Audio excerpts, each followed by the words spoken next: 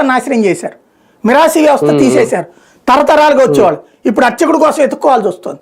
ఎందుకని వాళ్ళు దాని మీద బతికేవాళ్ళు, ఆ తర్వాత మనకి అర్చకులు దొరికేవాళ్ళు. ఇవాళ రోజున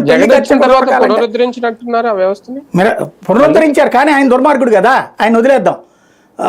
ఆయన హిందూ ధర్మ వ్యతిరేకి కదా, వీళ్ళు చెప్పేటటువంటి కాన్సెప్ట్ తో వదిలేద్దాం. కాబట్టి ఇక్కడ ధర్మం ఎక్కువ పెరిగిపోయింది. కానీ తిరుమల తిరుపతి దేవస్థానం నుంచి ప్రతి చోట జరిగింది ఏంటి? ఆలయాలు బాగు కోరారా? 20% ఆలయాలు బాగుంటే 80% ఆలయాలు నాశనమైనాయి. చివరికి అక్కడ కేవలం అరే గతంలో ఏ కమిటీలు చేయని దరిద్రం, దర్శనానికి డబ్బులా? ఇదివరకు నేను 10th క్లాస్ చదివేటప్పుడు గుళ్ళో దుర్గగుళ్ళో మంచినీళ్ళు పోసేవాళ్ళం. 10th నుంచి నా డిగ్రీ దాకా కూడా క్యూ లైన్లు నడపడము ఇట్లాంటిది స్వచ్ఛంద సంస్థల తరపున. ఆ రోజుల్లో దర్శన హారతి టైంకి హారతి తలుపు అక్కడ ఆపేస్తారు, ఆ లోపల ఉన్న వాళ్ళందరికీ హారతి ఇచ్చేవాళ్ళు. ఇవాళ రోజున హారతికి డబ్బులట, ఖడ్గమాల పూజకి డబ్బులట, 1000 రూపాయలట, బ్రేక్ దర్శనం అట.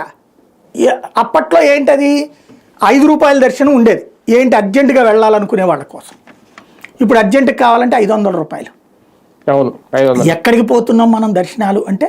దేవుణ్ణి దర్శించుకోవాలంటే నీ దగ్గర డబ్బులు ఉంటే గుడికి పో, అంతే. డబ్బులు లేకపోతే ఇంట్లో దండం పెట్టుకో, లేదా బయట నుంచి నమస్కారం పెట్టుకుని పో. ఏ హిందూ అడ్డు పడుతున్నాడు? ఏ హిందువు తప్పు పడుతున్నాడు? ఈ సొమ్మంతా ఎవరు తింటున్నారు? ఇవాళ మ్యూజియంలకి డబ్బులు ఇస్తున్నారు, గవర్నమెంట్ డబ్బులు. పాస్టర్లకి ఇవాళ డబ్బులు రిలీజ్ చేశారు, 12.5 కోట్లు ఎంతో. ఏది క్రిందటి ఏడాది నుంచి ఇప్పటిదాకా ఇవ్వలేదట. అందుకని నెలకు 5,000 రూపాయలు చొప్పున 10 నెలలకి 50,000 రూపాయలు చొప్పున ఇప్పుడు వాళ్ళకి ఇస్తారు.